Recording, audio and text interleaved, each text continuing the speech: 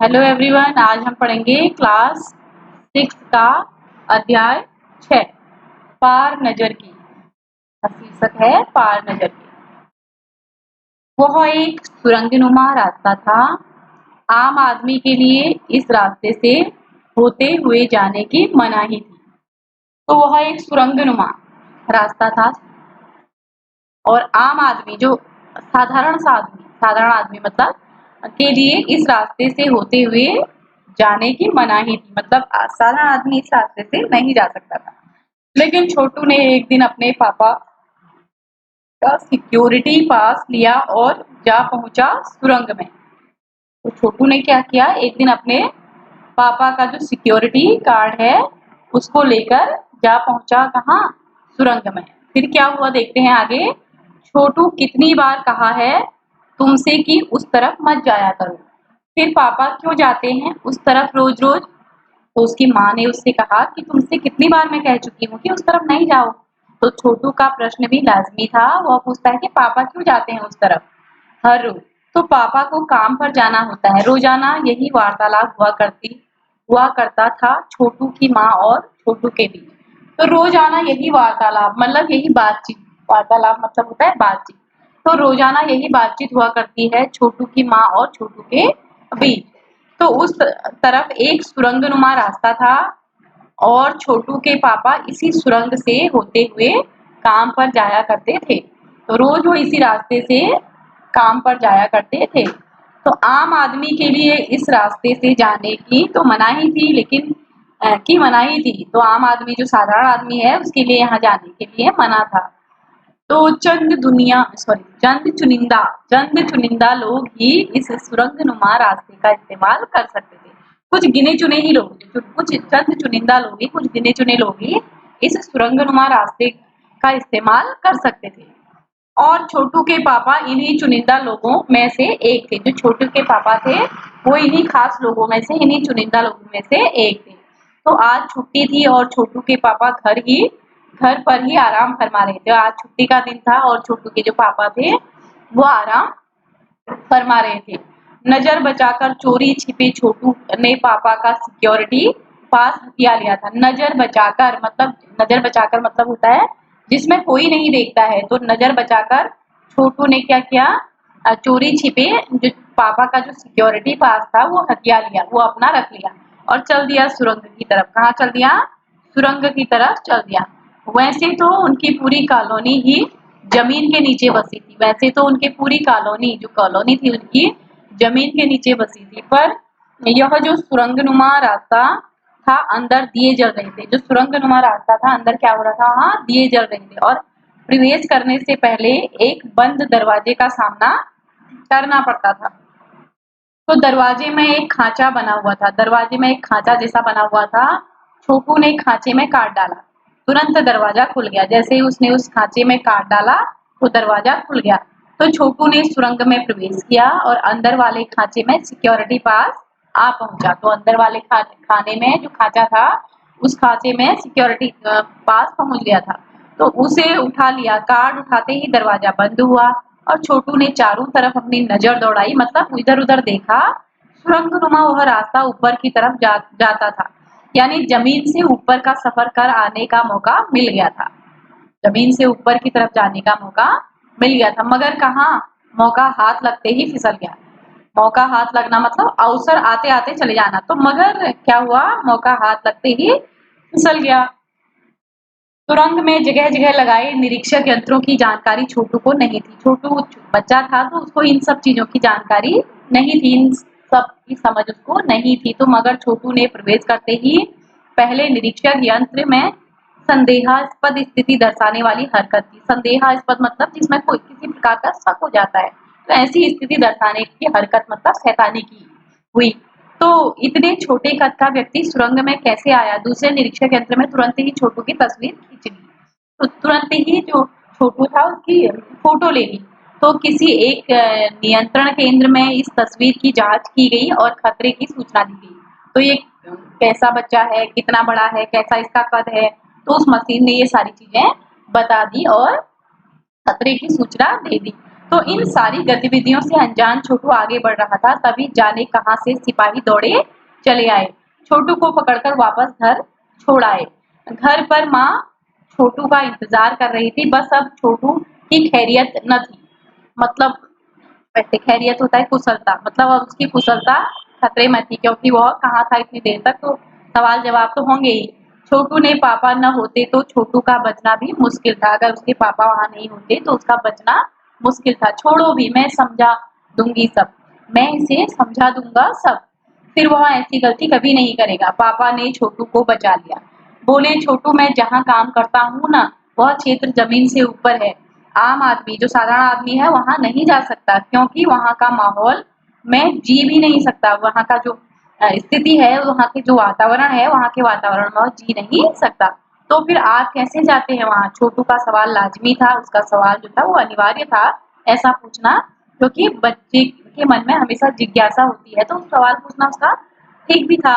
मैं वहां एक खास किस्म का स्पेस सूट पहनकर जाता हूँ। तो उसके पापा ने बोला कि मैं वहां जाता तो हूँ, लेकिन एक विशेष प्रकार की एक सूट होती है जिसे स्पेस सूट कहते हैं, मैं उसे पहनकर जाता हूँ। इसे स्पेस सूट से मुझे ऑक्सीजन मिलता है। इस स्पेस सूट से ही मुझे क्या मिलता है? ऑक्सीजन मिलता है, जिससे मैं सांस ले सकता हूँ। इसे स्पेस सूट की वजह से, और इस स्पेस सूट की वजह से मैं बाहर बाहर की ठंड से मैं अपने आप को बचा भी सकता हूँ। इस स्पेस सूट के ही कारण मैं अपने आप को बाहर की जो ठंड, सर्द हवाएं हैं, उससे भी मैं बचा सकता हूँ।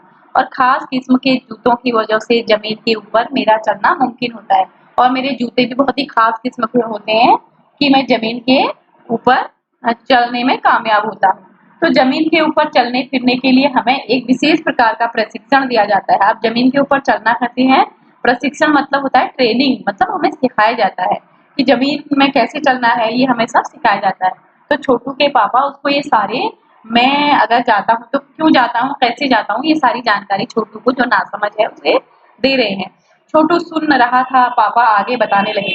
एक समय था जब अपने मंगल ग्रह पर सभी लोग जमीन के ऊपर ही रहते थे, बगैर किसी तरह के यंत्रों की मदद के, बगैर किसी खास किस्म की पोशाक के, बिना पोशाक के, मतलब कोई विशेष प्रकार के, विशेष किस्म के उनके पास ड्रेस नहीं होती थी। तो हमारे पुरखे जमीन के ऊपर रहा करते थे, लेकिन धीरे धीरे वातावरण में परिवर्तन आने लगा। धीरे धीरे क्या हुआ? माहौल बदलने लगा, वातावरण में परिवर्तन आने लगा। कई तरह के जीव धरती पर रहा करते थे, एक के बाद एक सब मरने लगे। तो इस परिवर्तन की जड़ में था सूरज, सूरज में हुआ परिवर्तन। तो इस परिवर्तन की जड़ में था सूरज में हुआ परिवर्तन। सूरज ने हमें रोशनी मिलती है, उष्णता मिलती है। एक तो रोशनी मतलब प्रकाश, उजाला मिलता है, उष्णता मतलब होता है गर्मी, और गर्मी भी हमें सूरज से ही मिलती है। तो इन्हीं तत्वों से जीवों का पोषण होता है। सूरज में परिवर्तन होते ही यहाँ का प्राकृतिक संतुलन बिगड़ गया।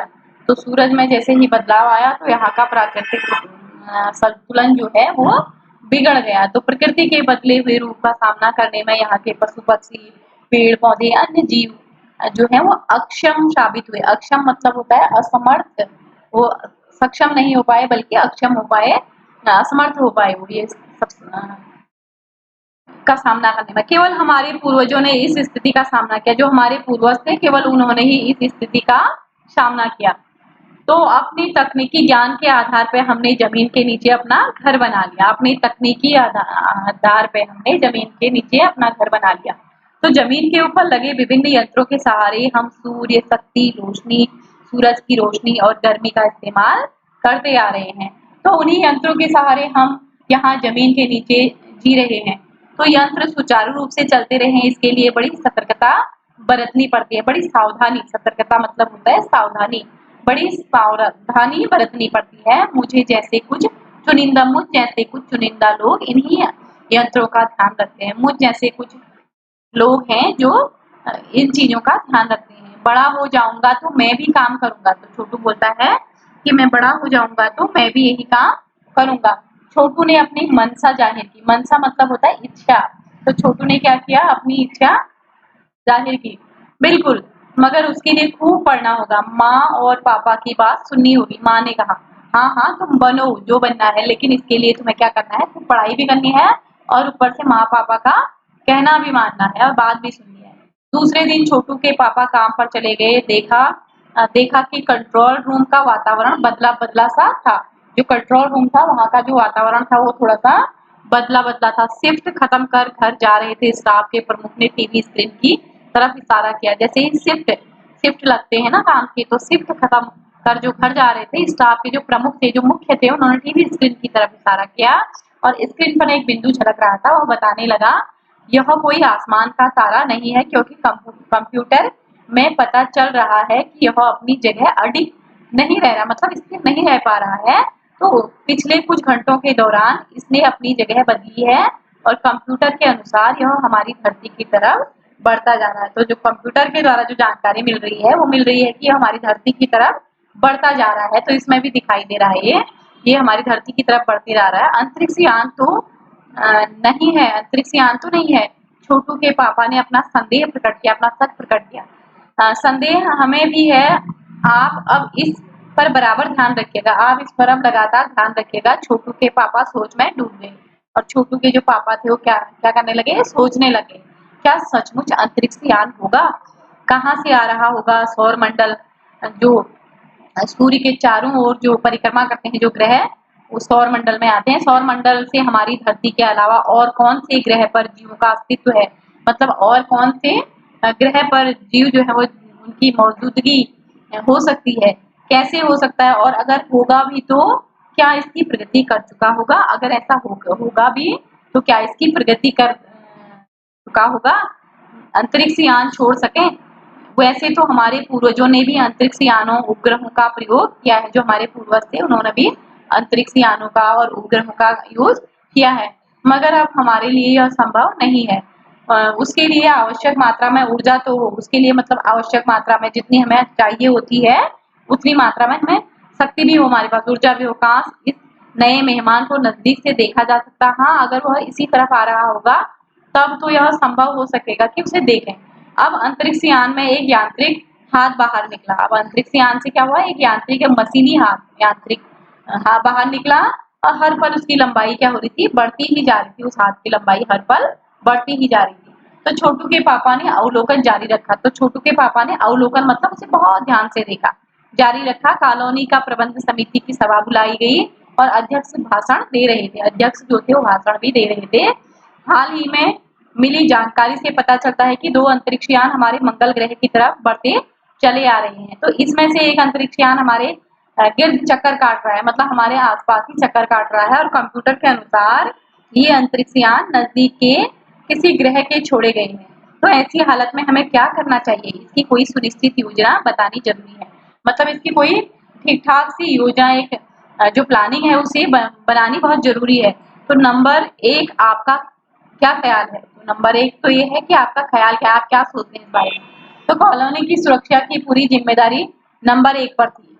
कॉलोनी की जो सुरक्षा थी उसकी जिम्मेदारी पूरे नंबर 1 पर थी।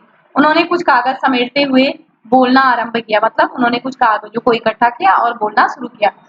इन दोनों अंतरिक्ष यानों को जलाकर खाक कर देने की क्षमता हम रखते हैं, लेकिन ये जो अंतरिक्ष यान है इनको जलाकर हम खाक कर देने की क्षमता रखते हैं, मगर इससे हमें कोई जानकारी हासिल नहीं हो सकेगी। अंतरिक्ष यान बेकार कर जमीन पर उतरने पर मजबूर कर देने वाले यंत्र हमारे पास नहीं है।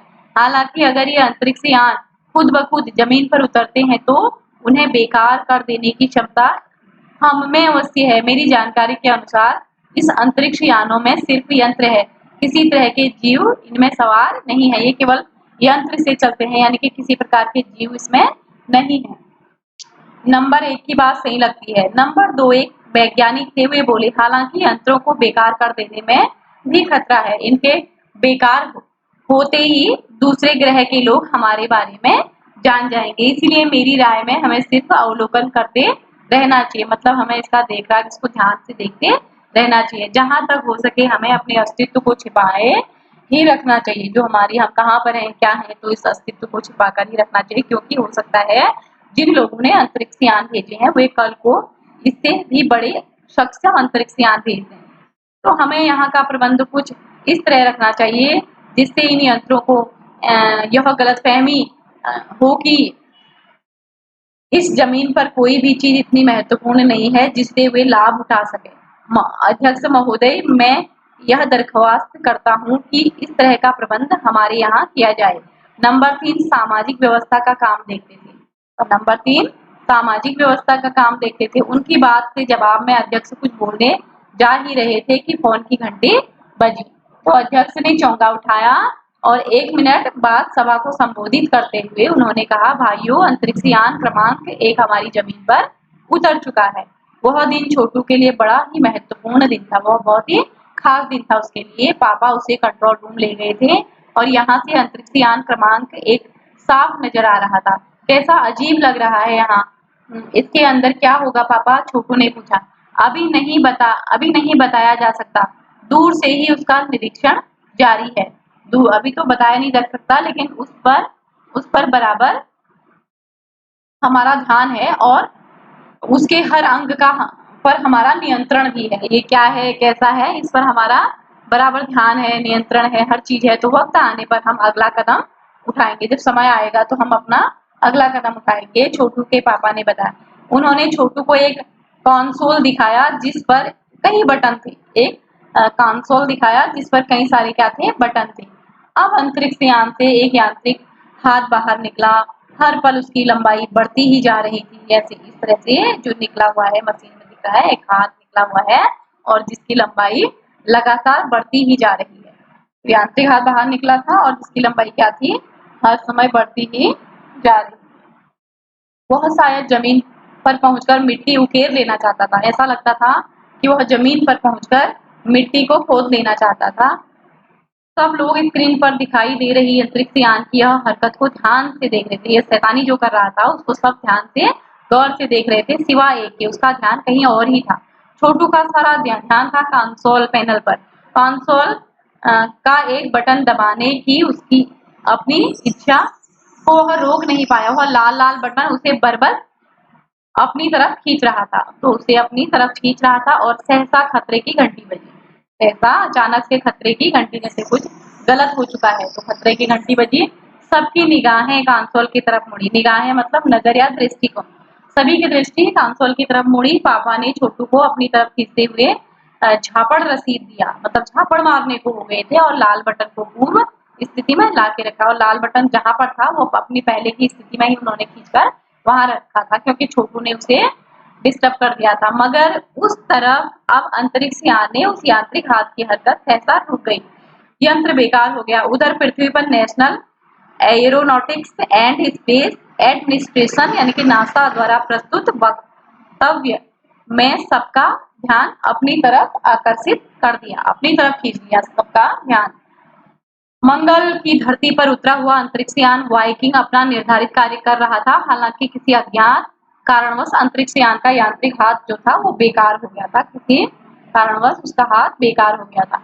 नासा के तकनीशियन इस बारे में जांच कर रहे थे। जो नासा के तकनीशियन थे वो इस बारे में जांच कर रहे थे उसकी, और इस यांत्रिक हाथ को दुरुस्त करने के प्रयास भी जारी हैं।